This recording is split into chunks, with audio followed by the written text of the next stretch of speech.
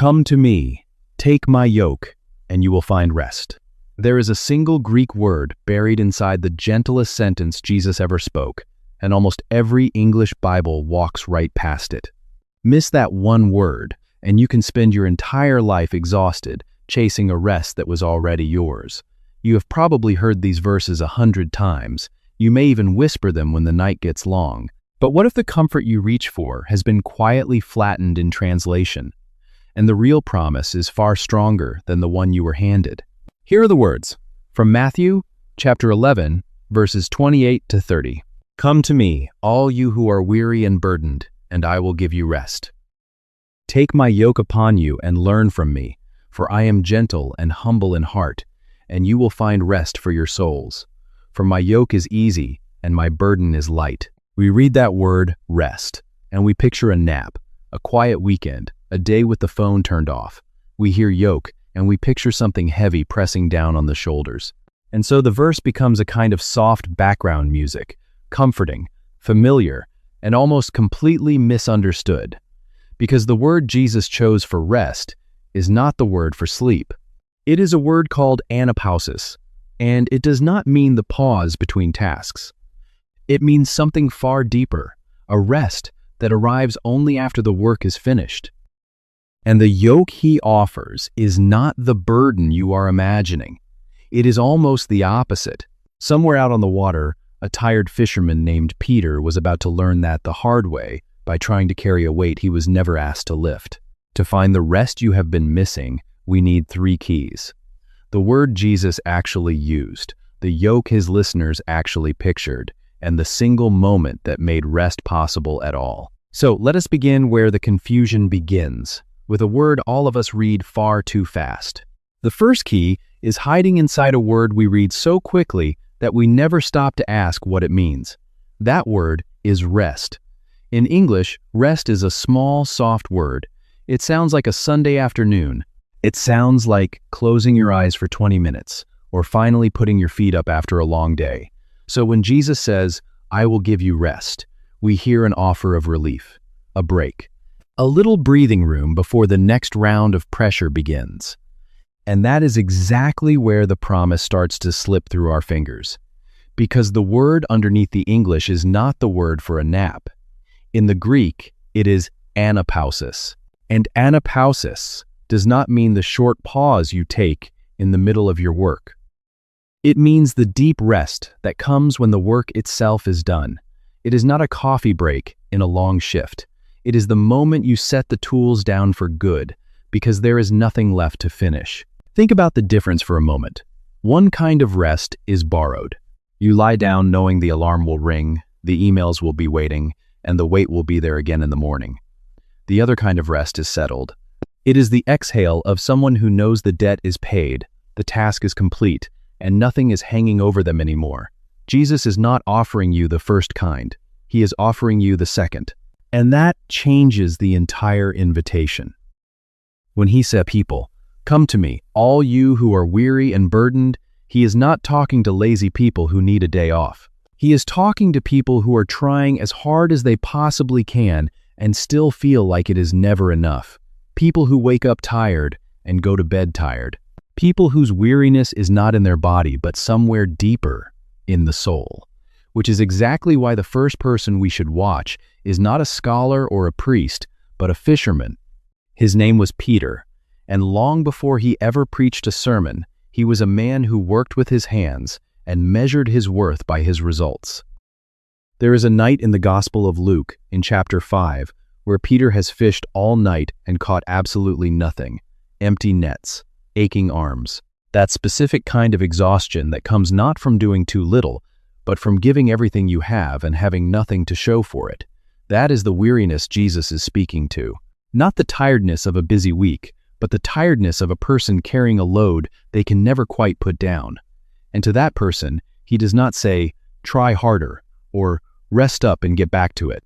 He says, I will give you anapausis, the rest of something finished. But here's the strange part. In the very same breath, Jesus tells these exhausted people to pick something up. He tells them to take a yoke. And to understand why that is good news and not one more burden, we have to see what that word actually meant to the people who first heard it. The second key is the word that scares us before we even reach it: yoke. To our ears, a yoke sounds like a sentence. It brings to mind a heavy wooden beam, an animal bent low under a load, forced to plow a field it never chose. So, when we hear, "Take my yoke upon you," something inside us quietly flinches.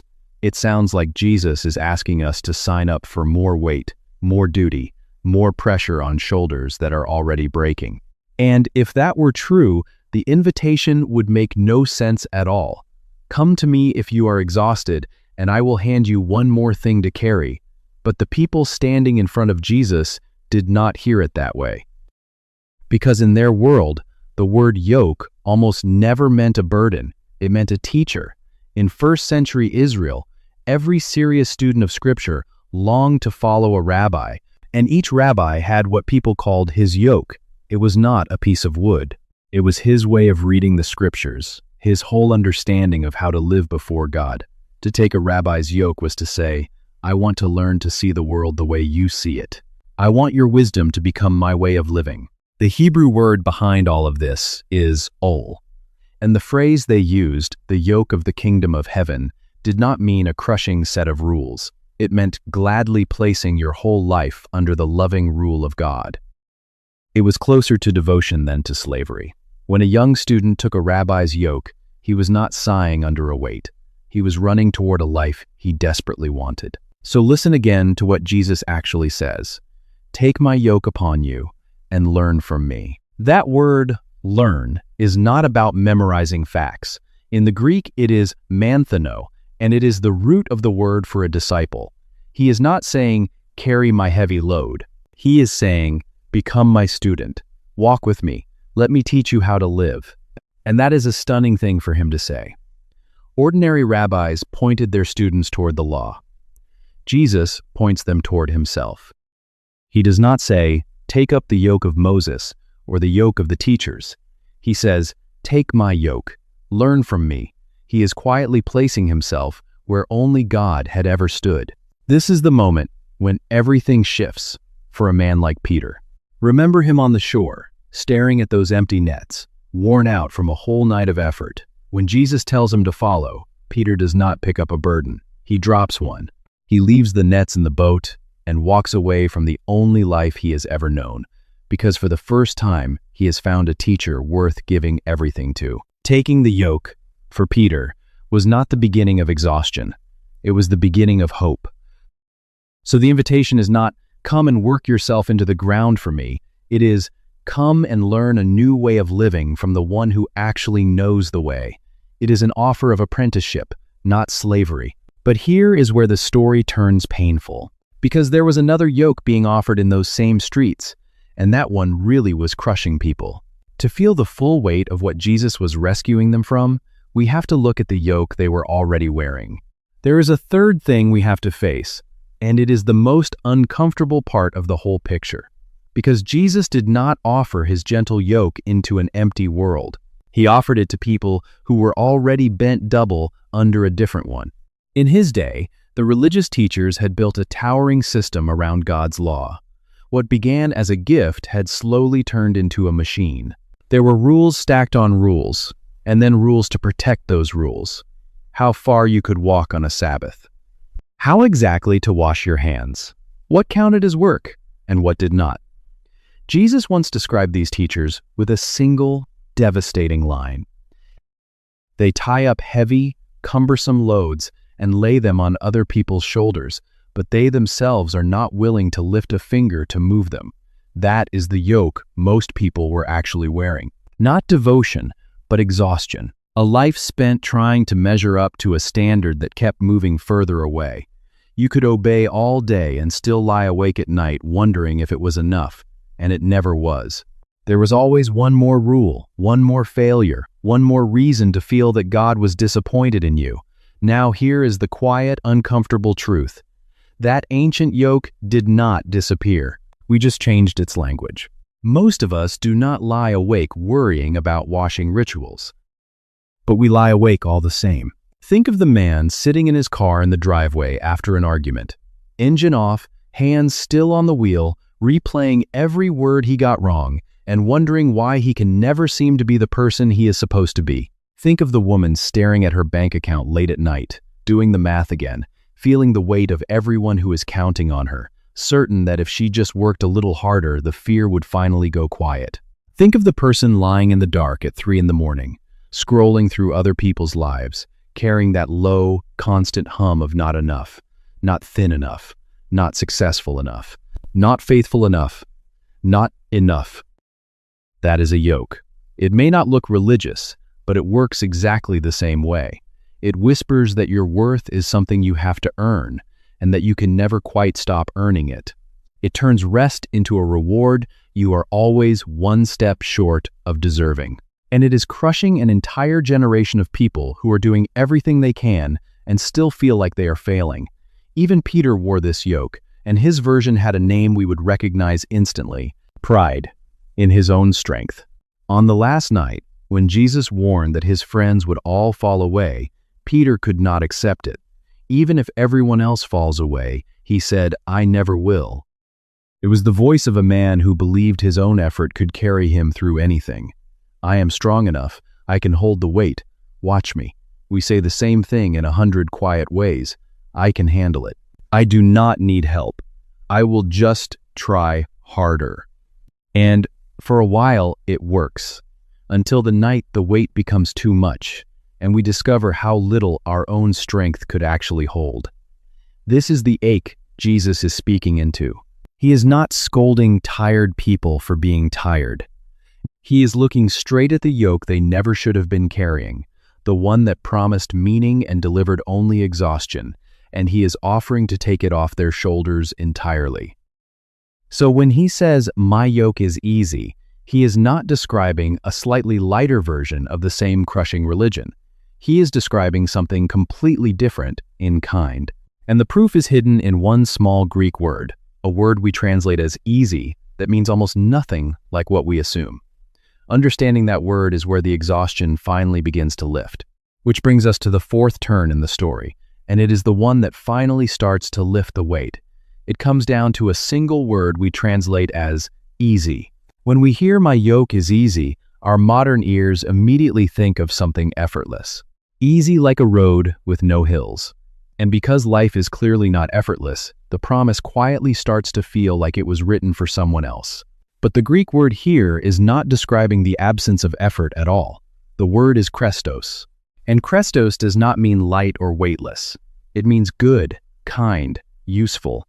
Above all, it means well-fitted. In the ancient world, krestos was the word a craftsman would use for a yoke that had been made to fit a particular animal. A carpenter did not simply grab a beam and drop it on the ox. He measured the animal. He shaped the wood to its neck and its shoulders. He sanded down the places that would rub and blister. A well-made yoke, a krestos yoke, did not chafe. It sat so smoothly that the animal could work all day without being torn open by its own harness. Do you see what Jesus is actually claiming? He is not saying his yoke is empty. He is saying it fits. His way of living is not weightless, but it is shaped perfectly for the creature you actually are. It does not grind against you. It does not blister your soul the way the yoke of endless performance does. When he says easy, he is not talking about how little it weighs. He is talking about how well it fits. And there is a second picture hidden inside this word, one that changes everything. In that world, a heavy yoke was rarely built for a single animal. It was a double yoke, a long beam, shaped to hold two animals side by side. And here is an image teachers have long drawn from the life of the farm, one that is almost too beautiful to be true. When a young ox needed to be trained, the picture goes, it was not sent into the field alone. It was paired with an older, stronger, experienced ox. The two were placed under the same yoke, joined together for the same work. Now think about what that meant for the young one. The beam looks enormous. The field stretches out for miles. And a young animal on its own would collapse under that load before the day was half over. But it is not on its own.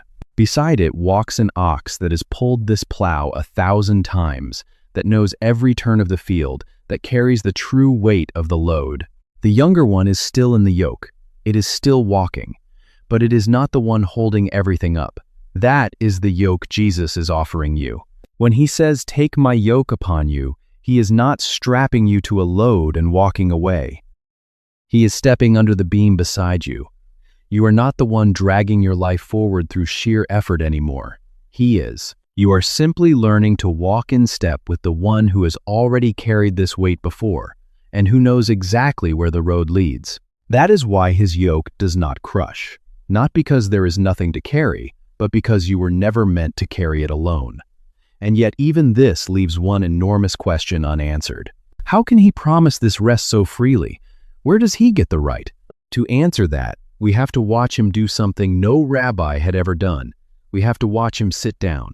So we come to the fifth and deepest part of the picture, the moment that makes all the rest possible. And to understand it, we have to go all the way back to the very first page of the Bible. At the end of the creation story, in Genesis chapter 2, God does something surprising.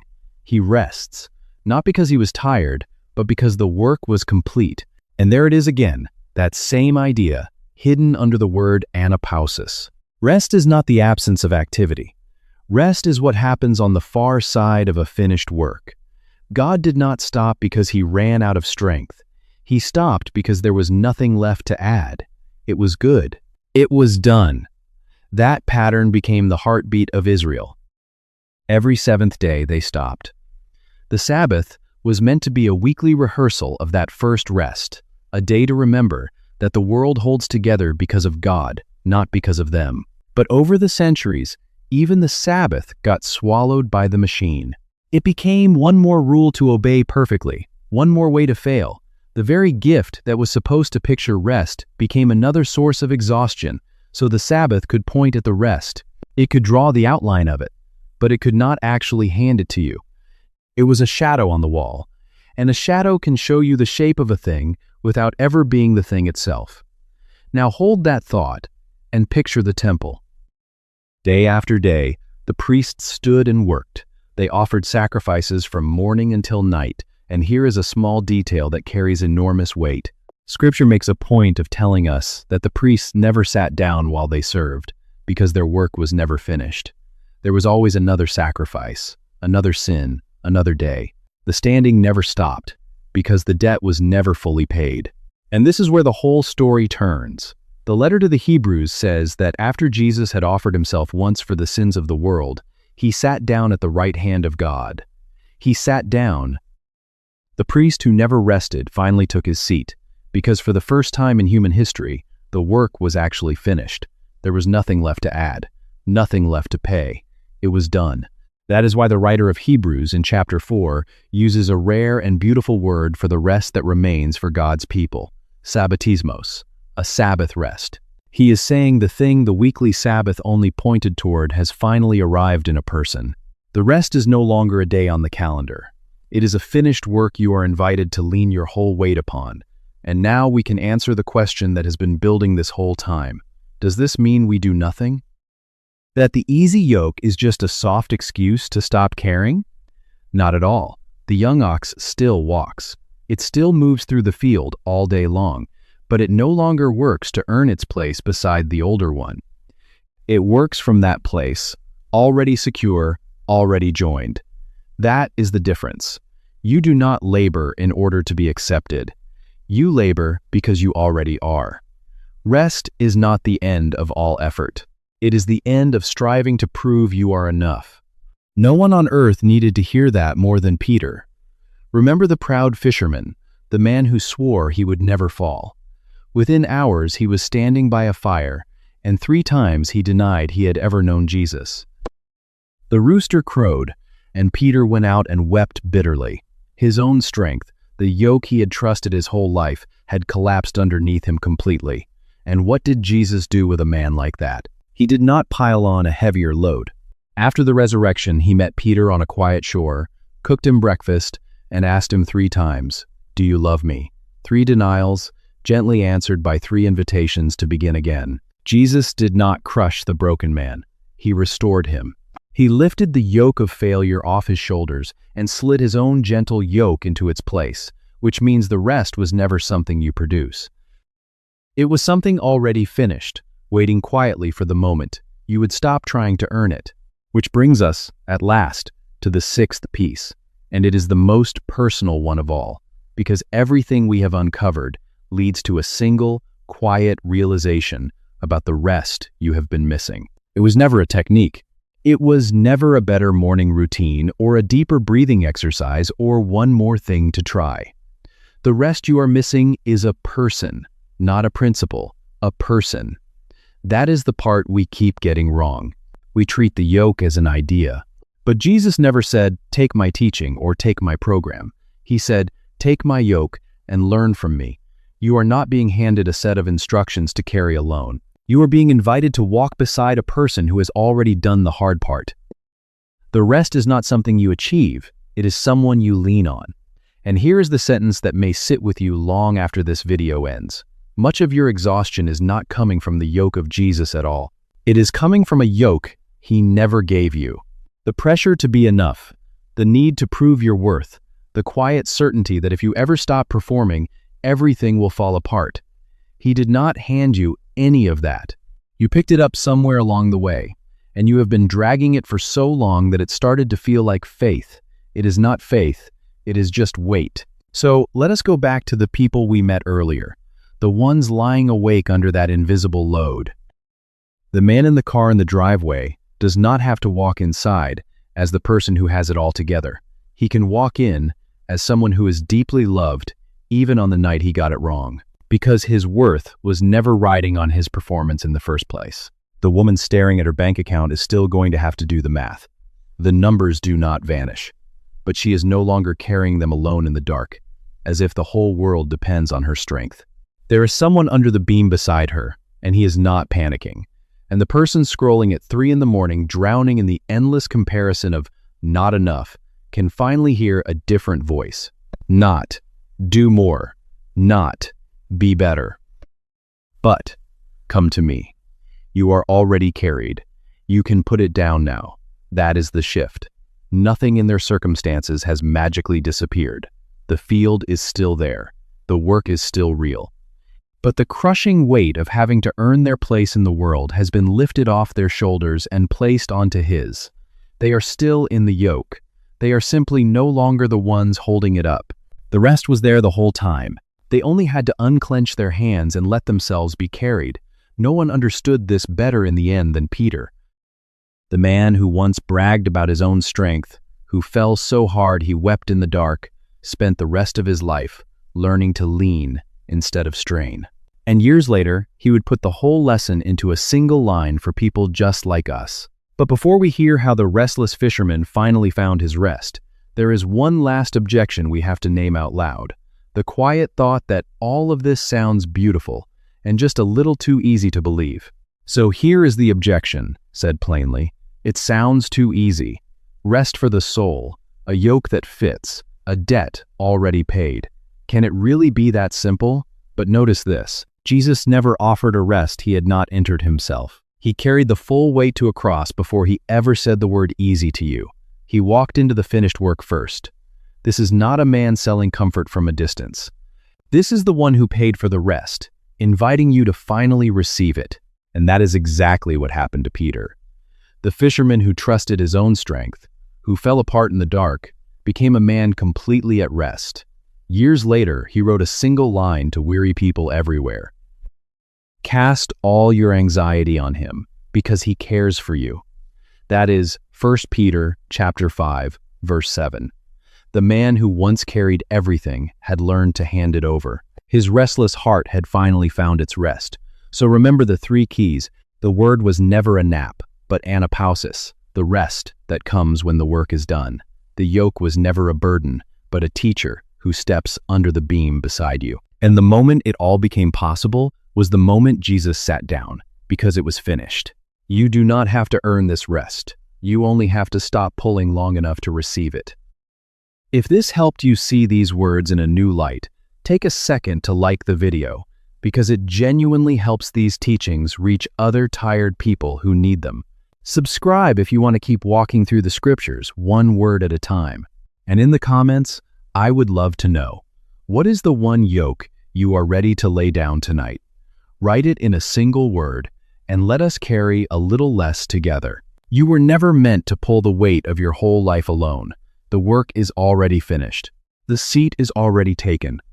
All that is left is to come. And as you go, may the God of all rest quiet the noise within you. May the grace of the Lord Jesus fit your shoulders like a yoke made just for you, and may you sleep tonight like someone whose debt is already paid. Amen.